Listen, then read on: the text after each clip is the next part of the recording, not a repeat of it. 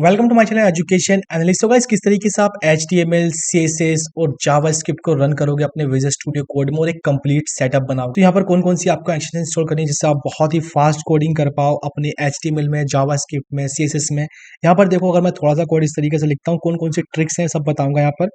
And यहाँ पर मुझे 5 li चाहिए तो li कर दूंगा। एक बहुत ही फास्टली आप कोड यहाँ पर कर सकते हो। एंड यहाँ पर डिप चाहिए, उसके अंदर डिप कर दूंगा, इंटर करूंगा तो देखो यहाँ पर इतना कोड, और बहुत ही फास्ट आप कोड करोगे। इसमें कितने तरीके होते हैं HTML, CSS और जावास्क्रिप्ट को रन करने के, एक साथ कैसे रन करते हैं, सब चीज़ यहाँ पर डिस्कस करेंगे।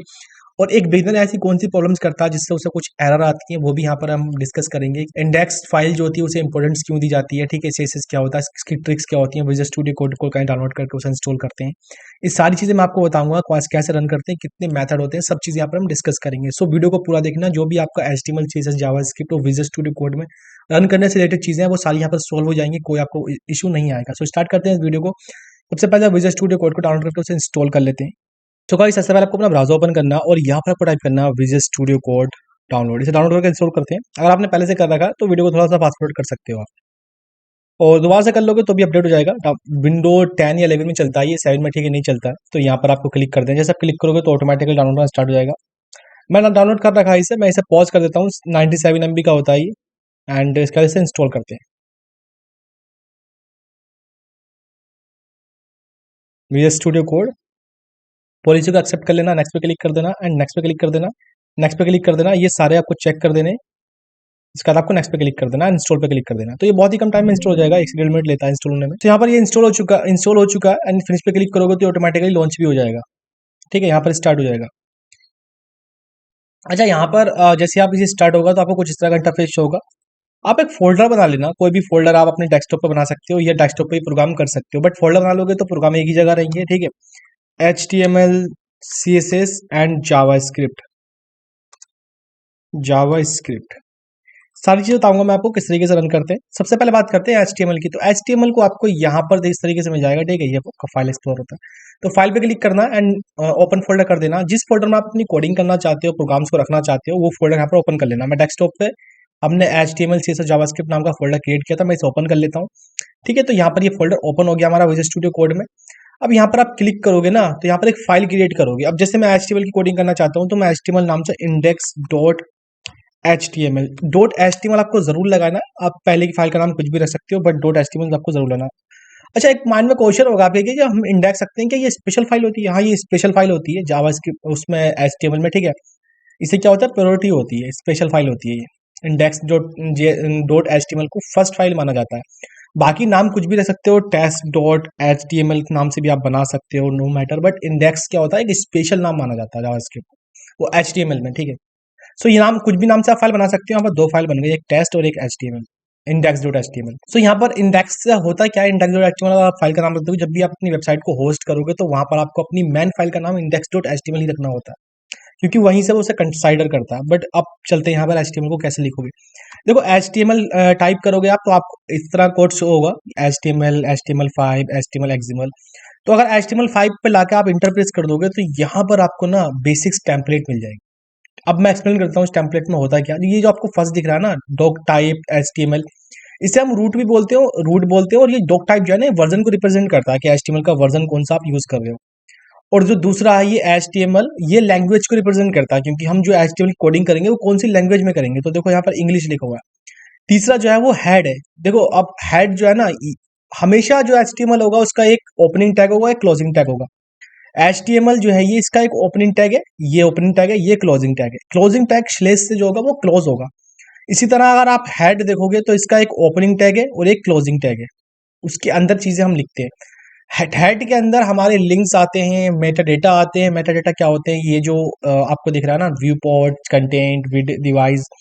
ठीक है, ये सारे के सारे जब हम वेबसाइट को होस्ट करते हैं तब उनकी यहाँ पर यूज होता है, क्योंकि ये हमारी वेबसाइट को जो होता है रिस्पॉन्सिव बनाने में यूज होता है।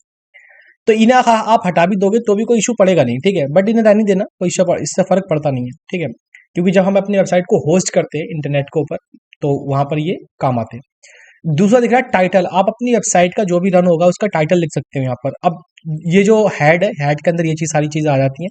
अब बात करते हैं जो भी यूजर लिखता है वो कहाँ पर लिखता है। देखो, यूजर लिखेगा बॉडी के अंदर, ये जो बॉडी दिख रही है ना, पहले ओपनिंग टैग है ये, इसके बाद दूसरा क्लोजिंग टैग है। इसके अंदर लिखेगा जैसे H1 क्या होता है, एक हेडिंग होती है। तो हेलो आई एम हेडिंग। अब इतना करने के बाद आप इसे रन कैसे करोगे? देखो पहले तो आप सेव करोगे अपने प्रोग्राम को, जो भी आपका प्रोग्राम होगा, ठीक है। यहाँ पर आपने सेव कर दिया। रन करने के लिए करोगे क्या, एक चीज का ध्यान रखना, जो HTML है वही CSS हो गई, जावास्क्रिप्ट हो गई, ये ब्राउजर में रन होती है। ब्राउजर मतलब क्रोम हो गया, फायरफॉक्स हो गया, एजिस हो गया, इसमें ये रन होती है। चलो यहाँ पर देखते हैं, ये फोल्डर है मेरा, ठीक है। यहाँ पर आप जाओगे, यहाँ पर इंडेक्स में हमने लिखा था, इसे आप राइट क्लिक करोगे, ठीक है। ओपन विद कर दोगे, और ओपन विद जो भी आपका ब्राउजर है, यहाँ पर चाहे माइक्रोसॉफ्ट एजेस है या क्रोम है, उसमें आप ओपन कर लोगे, तो यहाँ पर ये क्या रन हो जाएगी। बट ये अगर हम विजुअल स्टूडियो कोड का यूज कर रहे हैं तो हम बाहर से आके रन नहीं करेंगे। इसमें एक प्रॉब्लम्स होती है। प्रॉब्लम्स क्या होती है कि अगर मैंने मान लो यहाँ पर कुछ चेंजेस कर दिया, अब जब भी आप कोडिंग करोगे ना HTML की, बहुत फास्ट कोडिंग होती है इसकी, अगर इसमें बात करें तो। और आप भी जब एक डेवलपर बन जाओगे तो बहुत फास्ट कोडिंग करोगे। How are you. अब मैंने इस प्रोग्राम को सेव कर दिया। इसमें प्रॉब्लम्स क्या होती है कि अगर मैं बाहर से रन कर रहा हूँ, प्रॉब्लम्स नहीं मतलब एक तरह की कह लो कि आपका टाइम ज़्यादा लगेगा। आपको इसे रिफ्रेश करना पड़ेगा, बार बार आपको अपने पेज को रिफ्रेश करना पड़ता है, जिससे क्या होता है, टाइम का ज़्यादा कंज्यूम होता है। तो इसके लिए एक एक्सटेंशन आती है विजुअल स्टूडियो कोड में, जो कि आपको पेज को रिफ्रेश करना नहीं पड़ेगा। और यहाँ पर देखो, देखो यहाँ पर आप आओगे, एक्सटेंशन वाला ऑप्शन होगा, ठीक है। यहाँ पर गिट सोर्स कंट्रोल है, ये रन एंड डिबग है, ये है एक्सटेंशन, ठीक है। यहाँ पर आपको करना है लाइव सर्वर। लाइव सर्वर तो इस तरह का होगा। यहाँ पर इंस्टॉल का ऑप्शन होगा, मैंने ना इंस्टॉल कर रखा है, इसे इंस्टॉल का ऑप्शन इस तरीके से होगा, ठीक है। ये इंस्टॉल हो जाएगी। इंस्टॉल होने के बाद आपको यहाँ पर ना गो लाइव का ऑप्शन आ जाएगा। देखो यहाँ पर गो लाइव, अगर यहाँ पर नहीं आ रहा है तो आप राइट क्लिक करोगे, और यहाँ पर ओपन विद लाइव सर्वर का भी ऑप्शन आ जाएगा। तो आप कहीं से भी इसे ओपन कर सकते हो, ठीक है। ये पेज क्या होगा, लाइव हो जाएगा। देखो अब यहाँ पर लाइव हो चुका, ये इसका IP एड्रेस और पोर्ट है, ठीक है, जहाँ पर ये लाइव हो रहा है। अब इसमें और इसमें फर्क क्या होता है, ये बाहर से हमने रन किया, इसमें कोई भी आपको IP एड्रेस नहीं दिखेगा, ठीक है, ना पोर्ट दिखेगा। जबकि यहाँ पर क्या होगा, इसमें आपको IP एड्रेस दिखेगा। दोनों में फर्क ये होता है कि इसमें अगर आप कुछ भी चेंजेस करने के बाद, ठीक है, कुछ भी चेंजेस करने के बाद जैसे ही आप इसे सेव करोगे, कंट्रोल एज का यूज करना, फास्ट कोडिंग करोगे, क्योंकि इसका कंट्रोल एज जो है वो शॉर्टकट है, ठीक है। तो देखो इसमें क्या हुआ, हारी ऑटोमेटिकली रिफ्रेश हो गया। इसमें नहीं हुआ, इसमें अगर आपको रिफ्रेश करना पड़ेगा पेज को बार बार। तो दोनों में ये डिफरेंस होता है। बाकी आप इसका यूज कर सकते हो या बाहर से भी रन कर सकते हो। अगर बार बार आपको रिफ्रेश करना है तो बाहर से यूज कर सकते हो। दोनों तरीके मैंने आपको बता दिए। अब बात करते हैं यहाँ पर CSS को कैसे रन करेंगे। देखो CSS को रन करने के लिए दो, हम अपनी CSS कभी भी जो CSS होती है उसे रन नहीं करते। अब बात करते हैं यहाँ पर कि CSS को किस तरीके से अप्लाई करेंगे अपने HTML वाले उस पर। अब एक चीज का आपको ध्यान रखना है, कभी भी हम CSS को रन नहीं करते, हम उसे अप्लाई करते हैं HTML पर। तीन तरीके होते हैं रन करने के। पहला तरीका होता है इनलाइन CSS, मैं आपको सारी चीज समझा दूंगा। इनलाइन CSS होता है, मैं यहाँ पर चाहते हैं। इनलाइन CSS क्या होता है, इनलाइन CSS हम HTML के जो एलिमेंट होता है, ये इसे एलिमेंट बोलते हैं, इसी के अंदर ही हम लिखते हैं। जैसे यहाँ पर आओगे आप, स्टाइल कर दोगे, और यहाँ पर कलर कर देंगे। अच्छा थोड़ा सा लिखोगे ना, ये विजुअल स्टूडियो कोड में ये होता है कि ऐसे कलर लिख दिया गया तो आपको सजेस्ट कर देगा। आप इंटरप्रेस कर दोगे तो यहाँ पर कलर आ जाएगा, कलर भी आपको शो कर देगा। तो यहाँ पर मैं कर देता हूँ ब्लू, ठीक है, हमने कलर कर दिया ब्लू। ब्लू इसको मैं सेव करूंगा, ठीक है। अब ये ब्लू क्या होगा, अप्लाई हो जाएगा यहाँ पर, ठीक है। इसको मैं यहाँ से हटा देता हूँ, ये वाला हटा देते हैं जो बाहर से हमने रन किया। देखो यहाँ पर अप्लाई हो गया। तो इसको बोलते हैं इनलाइन CSS, जो कि हम एलिमेंट के अंदर ही अप्लाई करते हैं यहाँ पर इस तरीके से। अगर आपको दूसरी प्रॉपर्टी अप्लाई कर दी है CSS की, जैसे बैकग्राउंड कलर, तो आप यहाँ पर लिखोगे बैकग्राउंड, और देखो मुझे शो हो चुका 20 से जितने भी हैं कलर, और रेड कर देते हैं इसको, तो रेड यहाँ पर आ जाएगा। इसको सेव कर देंगे। आप कंट्रोल एस का यूज करने का आदत डालो, ठीक है, उससे ज्यादा फास्ट कोडिंग कर पाओगे। देखो इस तरीके से। और जो ये इनलाइन CSS होता है ना, इसकी प्रायोरिटी 1 होती है। अब इसका क्या मतलब है, ये मैं आपको समझा दूंगा, ठीक है। बस थोड़ा सा वीडियो को आगे जाकर हम इसका आपको खुद समझ में जाएगा कि प्रायोरिटी होती क्या। ये हो गई इनलाइन CSS। अब बात करते हैं दूसरी होती है इंटरनल CSS, जो कि अप्लाई होती है। यहाँ पर एक कमेंट मार देंगे, इंटरनल CSS जो अप्लाई होगी HTML पे। जब भी CSS अप्लाई करते हैं तो हम किसी न किसी एलिमेंट को पहले उसे टारगेट करते हैं, फिर उस पर अप्लाई करते हैं। जैसे मान लो यहाँ पर ये H2 हो गया, ठीक है, H1 है, H1 को हमने यहाँ पर टारगेट कर किया था इसमें ये करने के लिए, ठीक है। अब मैं H2 को कर लेता हूँ, H2 इसके बाद टारगेट कर लिया। अच्छा ऐसा नहीं करोगे, पहले स्टाइल टैग आप यहाँ पर लोगे, स्टाइल टैग आपको यहाँ पर ले लोगे, 2 टैग आ जाएंगे इस तरीके से, इनके बीच में आपको करना है। जो भी आप लिखोगे वो CSS कहलाएगी। जैसे यहाँ पर H2 को मैंने टारगेट किया, ठीक है, और H2 हो गया, ये सब मैंने टारगेट कर लिया, 2 कर्ली ब्रैकेट्स लगा लिए। इसके अंदर अगर मुझे बैकग्राउंड कलर करना, बी एक ग्राउंड एंड कलर, इसके बाद मैं कर देता हूँ रेड। तो अब ये H2 का क्या कलर होना चाहिए, मैं सेव कर देता हूँ इसे। H2 का कलर क्या होना चाहिए, रेड। देखो रेड हो चुका है बैकग्राउंड कलर। तो इस तरीके से क्या होता है, आप उस चीज को टारगेट करते हो, उसके बाद उस पर अप्लाई कर देते हो। अब बात करते हैं यहाँ पर, ये आप कितने भी टारगेट कर सकते हो, मल्टीपल चीजें भी कर सकते हो। ठीक है, यहाँ पर इस तरीके से कर दिया, और यहाँ पर देखोगे, अगर मैं यहाँ पर आऊँ तो देखो रेड हो चुका है। अच्छा, इसका रेड नहीं हुआ, जो H3 था, मैंने H1 का कर दिया, H3 का कर देते हैं उसको भी। अब देखो H3 भी आप मल्टीपल एलिमेंट्स को पहले चूज करोगे, उसके बाद यहाँ पर अप्लाई कर दोगे। देखो यहाँ पर, देखो इसका भी हो चुका है। यहाँ पर मैंने इस तरीके से किया था। ठीक है, अब मैंने कहा था आपसे कि प्योरिटी क्या होती है, इसकी 2 होती है। अब इसका क्या मतलब है, देखो अब मैं अगर H1 कर दूं ना, यहाँ पर इसका बैकग्राउंड कलर पहले से रेड था, इसका इसका रेड है, देखो बैकग्राउंड कलर मैं ब्लू कर देता हूँ। H1 का कलर मुझे ब्लू करना है, नहीं होगा, ब्लू नहीं होगा। क्यों नहीं होगा, देखो यहाँ पर सेव कर देंगे। बात ध्यान से सुनना आप, देखो ये जो है ना H1 का, सिर्फ H1 पे ही इस वक्त, देखो सिर्फ H1 पर ही हमने ये अप्लाई किया है। और H1 का बैकग्राउंड कलर क्या है, रेड। तो रेड वाला ही अप्लाई होगा, क्योंकि प्रायोरिटी किसकी है, इसकी 1 है। जो इनलाइन सेसेस होती है उसकी 1 प्रायोरिटी होती है, उससे पहले प्रायोरिटी मिलती है। देखो यहाँ पर क्या होगा, रेड ही है। जबकि मैंने इसका बैकग्राउंड कलर क्या किया, ब्लू, लेकिन H1 का ब्लू नहीं हुआ, क्योंकि मैं इंटरनल सेसेस में ब्लू कर रहा हूँ। और जबकि इनलाइन सेसेस में क्या कलर है, रेड। तो प्रायोरिटी जो मिलती है वो इनलाइन सेसेस को मिलती है। अच्छा, इनलाइन सेसेस ज्यादा करते नहीं है, ज्यादा यूज करते हैं हम एक्सटर्नल सीएसएस का, अगर बड़ा प्रोजेक्ट है तो, और बाकी अगर छोटा प्रोजेक्ट है तो स्टाइल जो इंटरनल सीएसएस उसका यूज कर लेते हैं। तो दोनों में आपको ये फर्क समझ में आ गया होगा कि यहाँ पर अगर मैं इसका कलर भी कर दूं ना, देखो कलर भी, अगर मैं कलर भी कर दूं, इसका कलर है ब्लू, तो नहीं होगा, ये वाला अप्लाई होगी सीएसएस H1 में, यही वाली अप्लाई होगी। देखो ब्लू कर देता हूँ। ठीक है, तो अब मैं इसको सेव कर देता हूँ। अच्छा, मैं कंट्रोल ऐसे सेव करता चलूंगा, आपको सेव करते चलना। देखो ब्लू, इसका कलर जो है बैकग्राउंड कलर, उसका कलर जो है वो मैं रेड कर देता हूँ, क्योंकि ब्लू तो पहले से ही है। अच्छा, अब बात करते हैं जो इसका कलर है। देखो ये अगर मैं रेड करूँ ना, इसके टेक्स्ट का कलर, तो नहीं होगा। क्यों, क्योंकि वहां पर ब्लू हुआ पड़ा है। कलर कर दूं रेड, तो नहीं होगा। देखो चेस को सेव करते हैं, देखो रेड नहीं हुआ टेक्स्ट कलर, बल्कि तो इस तरीके से जो प्रायोरिटी मिलती है वो इसे इनलाइन सेस को मिलती है। अगर मैं इनलाइन सेस हटा दूं, तो फिर कौन सा अप्लाई होगा, ये वाला अप्लाई होगा, ये जो हमने ऊपर कर रखा है, ये अप्लाई हो जाएगा। देखो मैं सेव करता हूँ इसको। अब मैं आपको यहाँ पर दिखाऊं तो देखो कलर रेड हो चुका है, बैकग्राउंड कलर ब्लू हो चुका है। तो इस तरीके से यहाँ पर क्या कि आप जो भी चीज यहाँ पर पहले इंटरनल सीएसएस जो इनलाइन सीएसएस होती है उसकी प्रायोरिटी मिलती है, फिर इसे भी प्रायोरिटी मिलती है। अब बात करते हैं कि एक्सटर्नल सीएसएस क्या होती है, उसे कैसे अप्लाई करते हैं। देखो यहाँ पर आप एक फाइल बनाओगे, किसी भी नाम से बना सकते हो। स्टाइल डॉट सीएसएस को क्या होती है, प्रायोरिटी होती है। मतलब प्रायोरिटी एक स्पेशल फाइल माना जाता है उसे, बट आप कोई भी नाम से बना सकते हो। जैसे मैं टेस्ट नाम से बना देता हूँ, आप कुछ भी नाम से अपनी फाइल को बना सकते हो, test dot C S S. But एक प्रोजेक्ट को जब होस्ट करते हैं तो वहां पर style dot C S S क्या होती है, उस फाइल को ज्यादा स्पेशल माना जाता है।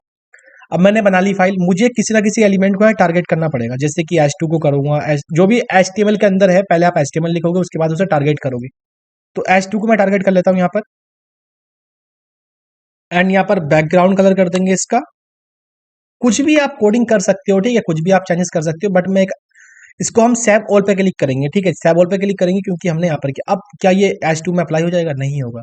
इसका रीजन क्या है, देखो H2 का बैकग्राउंड कलर जो है वो रेड नहीं हुआ। यहाँ पर देख सकते हो H2 का। इसका रीजन क्या है, क्योंकि हमने इस फाइल को लिंक नहीं किया। हमने यहाँ पर लिख तो दिया, बट हमने फाइल को लिंक नहीं किया। लिंक का क्या मतलब है, यहाँ पर देखो आपको फाइल को लिंक करना पड़ेगा, आपको CSS करना पड़ेगा, आपको लिंक करना पड़ेगा यहाँ पर। और जैसे ही लिंक करोगे तो CSS वाला ऑप्शन आ जाएगा, आपको इंटर कर देना, आपको इतना कोड मिल जाएगा। अब यहाँ पर आपको अपनी फाइल का नाम लिखना, जो भी आप फाइल को लिंक करना चाहते हो। अब देखो यहाँ पर क्या टेस्ट था, test dot C S S, तो ये क्या फाइल है हमारी। अब मैंने लिंक कर दिया, अब मैं इसे सेव करूंगा, सेव ऑल पे क्लिक कर दूंगा। अब अप्लाई हो जाएगा, देखो बैकग्राउंड कलर, क्योंकि मैंने फाइल को यहाँ से लिंक कर दिया कि इस। और हमेशा आपकी फाइल HTML वाली ही रन होती है, ठीक है। CSS क्या होता है, अप्लाई होती है उसमें। अब आप यहाँ पर H3 भी दे सकते हो। H3 जितने भी आपके पेज के अंदर HTML के अंदर कंपोनेंट है, इसे हाँ HTML के अंदर जितने भी आपके एलिमेंट है उन सबको आप टारगेट कर सकते हो। ठीक है, यहाँ पर जैसे H3 का भी आप कलर जो भी चीज़ चेंज करना चाहते हो, जैसे इसका फ़ॉन्ट साइज कर देंगे, फ़ॉन्ट साइज लार्ज कर देंगे, और इसके बाद मैं सेव करूंगा। ठीक है, आप सेव ऑल का यूज़ करो, आप सेव ऑल का कंट्रोल एच का यूज़ करो, तो देखो इसका कलर वो लार्ज हो जाएगा। अच्छा, ये लार्ज हुआ नहीं, क्योंकि जो H3 है ये एक हेडिंग है, यहाँ पर देखो कि हेडिंग है। अब बैकग्राउंड कलर कर दोगे तो वो तो चेंज हो जाएगा, क्योंकि हेडिंग्स की आप फॉन्ट साइज को इंक्रीज कर सकते हो, जैसे अगर पिक्सल देकर बैकग्राउंड कलर एक्वा कर देंगे तो यहाँ पर एक्वा हो जाएगा। मैं इसको सेव कर देता हूँ। अब देखो यहाँ पर क्या होगा, एक्वा हो गया बैकग्राउंड कलर, ठीक है। सो इस तरीके से आप सीएसएस को अप्लाई कर सकते हो अपने यहाँ पर जो एचटीएमएल है उसमें। कभी भी आप फाइल रन करोगे वो एचटीएमएल की ही रन करोगे, उसमें आपकी सीएसएस जो होगी वो या तो लिंक होगी, इसे बोलते हैं हम एक्सटर्नल सीएसएस, एक्सटर्नल सीएसएस, और ये होती है हमारी इंटरनल सीएसएस। इसकी प्रायोरिटी 3 होती है। अब 3 का क्या मतलब है, सबसे पहले अगर आप एक ही एलिमेंट को टारगेट करो, जैसे कि यहाँ पर मैं 2 को कर देता हूँ, ठीक है, और इसमें हमने क्या किया था, बैकग्राउंड कलर रेड कर दिया था, मैं ब्लू कर दूंगा यहाँ पर, इसको हटा देते हैं। तो ये वाला अप्लाई होगा, ये वाली सीएसएस अप्लाई होगी 2 में, ये वाली अप्लाई नहीं होगी क्योंकि इसकी प्रायोरिटी 3 है। तो यहाँ पर मैं आपको सेव करके दिखा देता हूँ।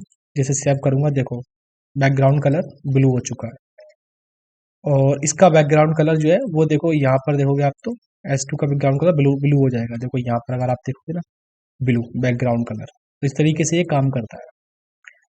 अब यहाँ पर इस तरीके से आप समझ गए होंगे कि सीएसएस कैसे अप्लाई करते हैं। कोई भी आप यूज कर लो, चाहे एक्सटर्नल यूज कर लो या इंटरनल यूज कर लो, वो आपके ऊपर डिपेंड करता है, ठीक है। यहाँ पर इसको हटा देता हूँ मैं।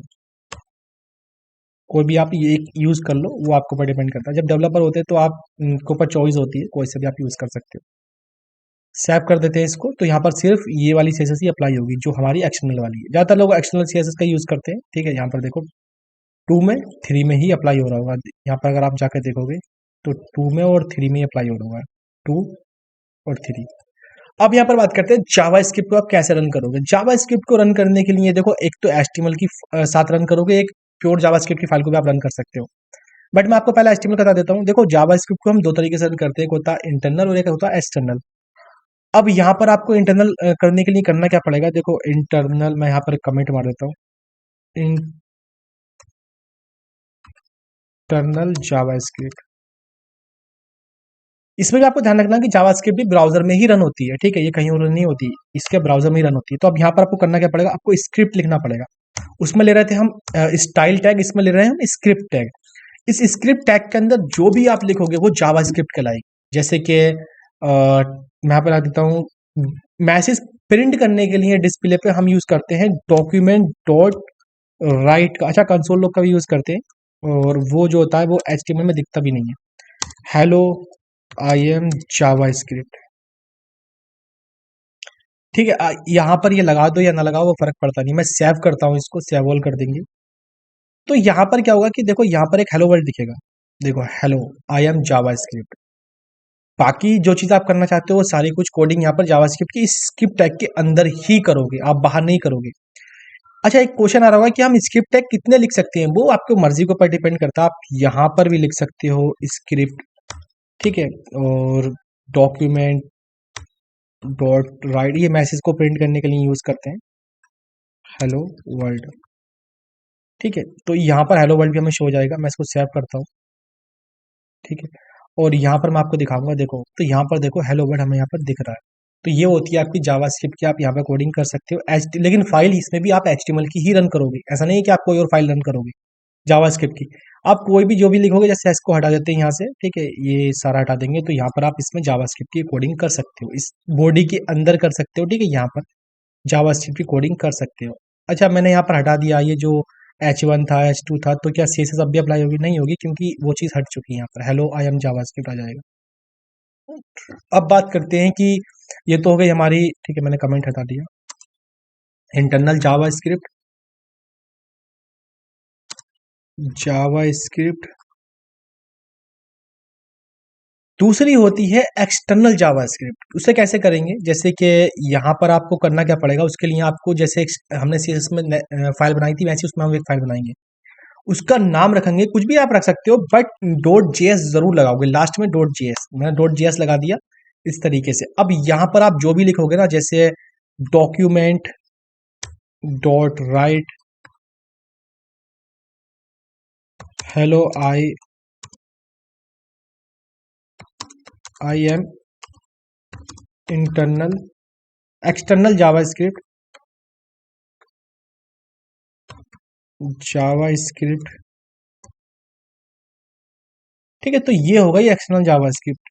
और इसे अब मैं अगर यहाँ पर दिखाऊं, इसको सेव करूं और यहाँ पर मैं इसको रन यहाँ पर करूं तो कुछ भी नहीं आएगा, पहली वाली आ रहा है। इसका रीजन क्या है, देखो ये जो एक्सटर्नल जावास्क्रिप्ट है ना, वो यहाँ पर हमने कहीं पर भी लिंक नहीं करी है। जैसे सीएसएस की फाइल को हम लिंक कर रहे थे, उसके बाद ही वो यहाँ पर अप्लाई हो रही थी एचटीएमएल पे। तो यहाँ पर क्या करना पड़ेगा, आपको उसे लिंक करना पड़ेगा। जैसे यहाँ पर आपको कहीं पर, इससे कहीं पर भी आप लिंक कर सकते हो, जैसे स्क्रिप्ट और एसआरसी आ जाएगा, ठीक है। यहाँ पर अपनी फाइल का नाम लिख दोगे test.js। अब क्या होगा, ये अप्लाई हो गई। पहले कौन सा शो होगा, देखो यहाँ पर मैं आपको पहले समझाऊं। पहले ये हमें शो हो जाएगा क्योंकि ये ऊपर है, इसमें टॉप से डाउन अप्रोच होती है जो भी रन होता है। पहले ये शो होगा मैं हेलो आई एम जावास्क्रिप्ट। दूसरा क्या शो होगा, hello I M external JavaScript. मैं यहाँ पर इसको सेव ऑल भी कर सकते हो आप, ठीक है, सेव ऑल पर यूज कर सकते हो और कंट्रोल एस का भी यूज कर सकते हो।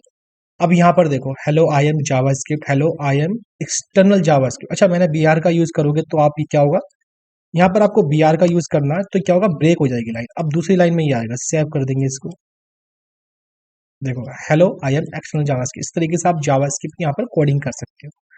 अब एक आता है कि आप एचटीएमएल के साथ जावास्क्रिप्ट की कोडिंग करना नहीं चाहते, ठीक है, आप चाहते हो कि मैं एचटीएमएल के साथ जावास्क्रिप्ट की कोडिंग ना करूं। अच्छा, मैंने कंसोल लॉग को तो बता दी। कंसोल लॉग में भी आप यहाँ पर लिखोगे ना तो मैसेज शो हो जाता है। मतलब ये आउटपुट देखने के लिए हम यूज करते हैं। बाकी जब कोडिंग होती है, प्रोजेक्ट बनाते हैं, तो उसमें जाहिर सी बात है हम आउटपुट बार बार देखते हैं, टेस्ट करते हैं। हेलो वर्ल्ड, ठीक है, आई एम कंसोल भी लिख देता हूँ, I am console.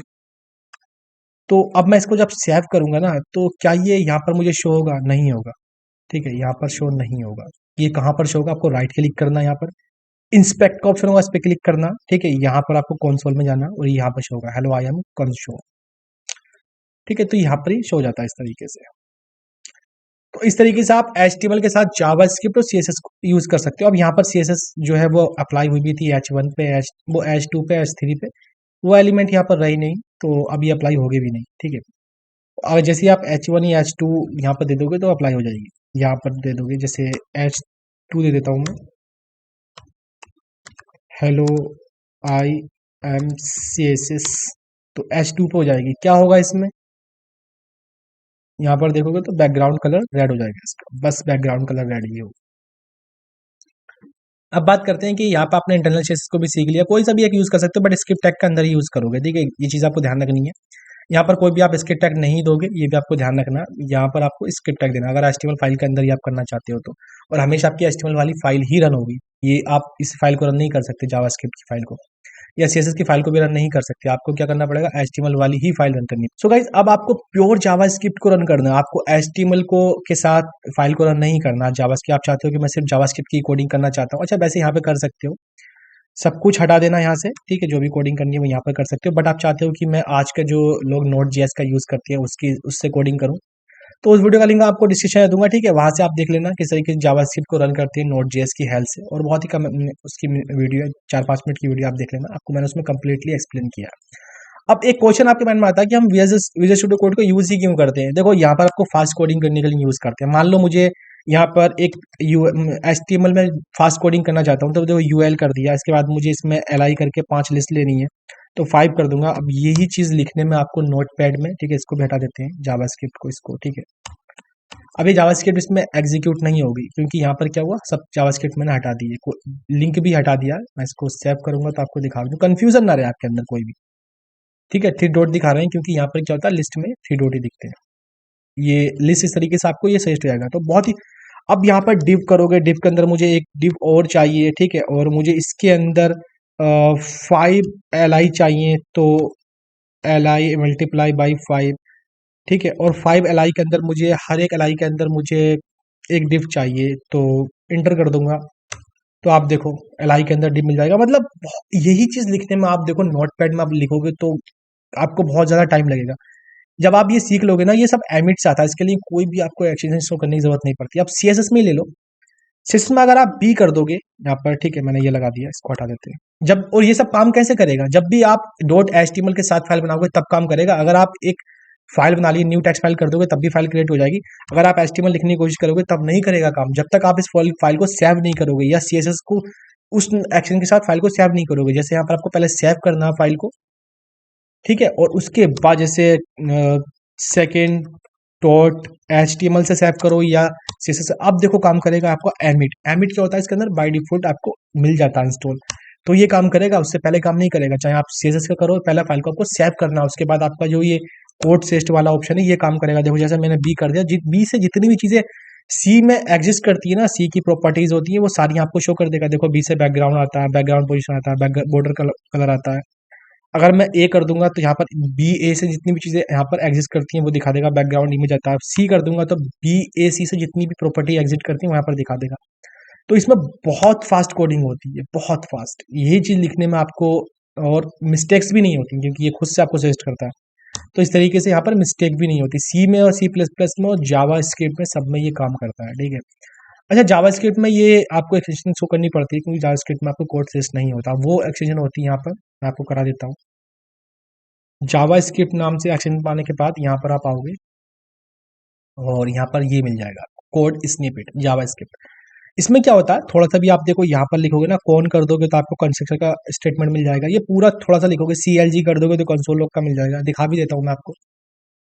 Java script वाली फाइल ये है हमारी। यहाँ पर मैं अगर CLG कर दूंगा तो मुझे यहाँ पर इंटर कर दूंगा तो मुझे यहाँ पर मिल जाएगा। अगर मुझे एक फंक्शन का कोड चाहिए तो फंक्शन का इस तरीके से आएगा। देखो FNC कर दिया ना मैंने, FNC, तो यहाँ पर मुझे दे देगा फंक्शन का। ये सब यहीं से आता है, आपको ये इंस्टॉल कर लेनी है ये वाली एक्सटेंशन, ठीक है। ये वाली एक्सटेंशन आपको यहाँ से इंस्टॉल कर ली, इंस्टॉल पर क्लिक कर देना, मेरी इंस्टॉल हुई भी है। तो इस तरीके से आपको कोड सेस्ट होता रहेगा। क्लास कर दोगे तो क्लास का आ जाएगा इस तरीके से। क्लास ये देखो यहाँ पर ये इस तरीके से बना हुआ होगा तो आपको क्लास डिफिनेशन आ जाएगी पूरी, इस तरीके से सिलेक्ट कर लेना। बहुत फास्ट आप कोडिंग कर पाओगे, कोड सेस्ट होता रहता है जैसे आप थोड़ा सा लिखोगे। तो हमेशा आपको फाइल को पहले सेव करना उसकी एक्सटेंशन के साथ, इसके बाद आपको कोड सेस्ट हो जाएगा। तो यहाँ पर मैं रोक देता हूँ इसे, यहाँ से क्लिक कर दोगे तो ये आपका स्टॉप हो जाएगा। और हमेशा याद रखना, जब भी आप HTML के साथ कोडिंग करना चाहते हो ना, तो आपको HTML वाली फाइल ही रन करनी है, आपको कोई और फाइल रन नहीं करनी है। ये चीज ध्यान रखना है। अगर उसके अंदर चीजें लिंक करनी है या वैसे अप्लाई करना चाहते हो तो वैसे अप्लाई करोगे CSS को, बट आपको HTML वाली फाइल ही रन करोगे। और वो यहाँ से कर सकते हो ओपन विद लाइव सर्वर, या बाहर जाकर भी कर सकते हो क्योंकि इसका जो कंपाइलर होता है ना वो आपका ब्राउजर ही होता है। अब चाहे वो फायरफॉक्स आपके उसमें हो या आपके उसमें एजेस हो या क्रोम हो, वो कोई भी चीज में आप इसे रन कर सकते हो, उसमें मैटर नहीं पड़ता। तो इस तरीके से आप बहुत ही फास्ट कोडिंग कर सकते हो, चाहे वो जावा स्क्रिप्ट की हो, HTML की हो, CSS की हो। इसलिए ये जो विजुअल स्टूडियो कोड है ना, या HTML और जावा स्क्रिप्ट सबके लिए बहुत ज्यादा इंपॉर्टेंट एडिटर है। इस चीज का आपको ध्यान रखना। सो गाइस, आई थिंक ये चीज आपको समझ में आ गई होंगी और इस वीडियो में इतना ही। अच्छा, यहाँ पर एक क्वेश्चन आ रहा होगा कि अगर मैं यहाँ पर कर दूं, देखो इस तरीके से, उसके बाद यहाँ पर मैं रन करूँ तो क्या फाइल रन हो जाएगी? बिल्कुल रन हो जाएगी। देखो जब भी तो मैंने बोला कि index.html से ही फाइल आप बनाओ। ये करता है क्या है, पूरे उसमें जब भी आप यहाँ से रन करोगे तो ये index.html को फाइंड करेगा। देखो मैं क्लिक कर दूंगा, index.html ही रन होगी। देखो यहाँ पर, क्योंकि इसके अंदर कुछ भी नहीं है, मैं लिख देता हूँ, यहाँ पर मैं लिख देता हूँ। अब मैं आपको इसमें ये चीज दिखा भी देता हूँ, hello I am index HTML file. अब एक चीज मैं आपको और दिखाऊंगा, ये जो टेस्ट है ना इसमें मैं लिख देता हूँ कोड, ताकि आपको ये समझ में आए कि index.html की जो फाइल होती है वो पहले प्रायोरिटी मिलती है आपके जो भी ब्राउजर होता है उसे रन करने के लिए। H1 hello I am index, hello I am test file, test file, ठीक है। और सेकंड थी हमारी, सेकंड थी इंडेक्स थी, टेस्ट थी, ठीक है। तीन फाइल थी हमारी। तो यहाँ पर मैं करता हूँ HTML5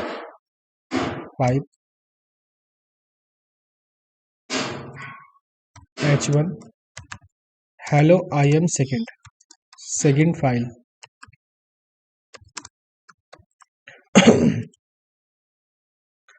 ठीक है। CSS जावास्क्रिप्ट तो कोई मतलब नहीं क्योंकि ये अप्लाई करने के लिए होता है, ठीक है। इंडेक्स में हम इसे कर रहे थे। HT1 को कुछ भी नहीं होगा CSS अप्लाई, और मैं यहाँ इन्हें भी यहाँ से हटा देता हूँ। देखो इसे भी मैंने यहाँ से हटा दिया। मैं सेव कर देता हूँ पहले इन सब फाइलों को। देखो सेव कर देंगे, इसको भी आपको सेव कर देना है,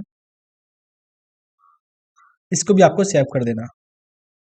अब इनको यहाँ से मैं हटा देता हूँ। देखो इसको भी हटा दिया, इसको हटा दिया। अब मैं अगर यहाँ से रन करूँ, पहले मैं इसे बंद कर देता हूँ पोर्ट को, ब्राउजर को भी काट देता हूँ, ठीक है। अब मैं यहाँ से रन करूँ तो क्या होगा, ये इंडेक्स वाली फाइल को ही रन करेगा। देखो hello I am index file, जबकि एडिटर में कोई सी भी फाइल ओपन नहीं है।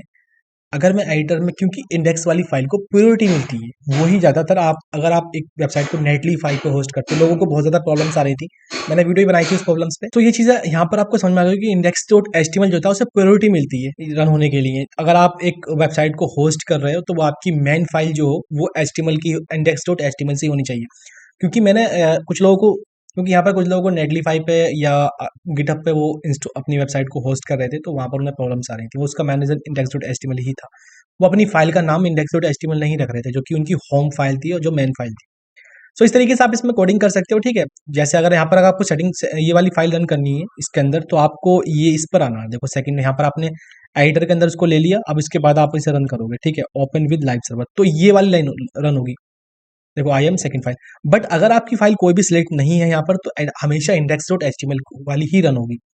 तो आई थिंक ये चीज़ आपको समझ में आ गई होगी किस तरीके से इसमें कोडिंग करते हैं। अच्छा, एक चीज़ आपको माइंड में आ रही होगी कि मेरे आइकन्स बहुत अच्छे शो हो रहे हैं, जैसे कि इंडेक्स, ये जो आइकन है मैंने एक एक्सटेंशन शो कर रखी है जिसका नाम है material icon themes. Material icon themes, ठीक है। ये एक्सटेंशन है, इंस्टॉल कर लेना आप। यहाँ पर इंस्टॉल का ऑप्शन होगा, आपके आइकन्स भी बहुत अच्छे शो होंगे, जितने भी आइकन्स आपके होंगे, चाहे वो जावा के हो, जावा स्क्रिप्ट के हो, ठीक है। तो इस तरीके से आप यहाँ पर कोडिंग करोगे। सो गाइस, इस वीडियो में इतने। अगर आपको कोई प्रॉब्लम्स आ रही है तो आप कमेंट कर सकते हो, बट वीडियो को आपको ध्यान से देखना है। सो गाइस, इस वीडियो में इतना ही। अगर आपको कोई प्रॉब्लम्स आए तो आप कमेंट कर सकते हो, एंड मिलते हैं किसी नेक्स्ट वीडियो में। Thanks watching guys.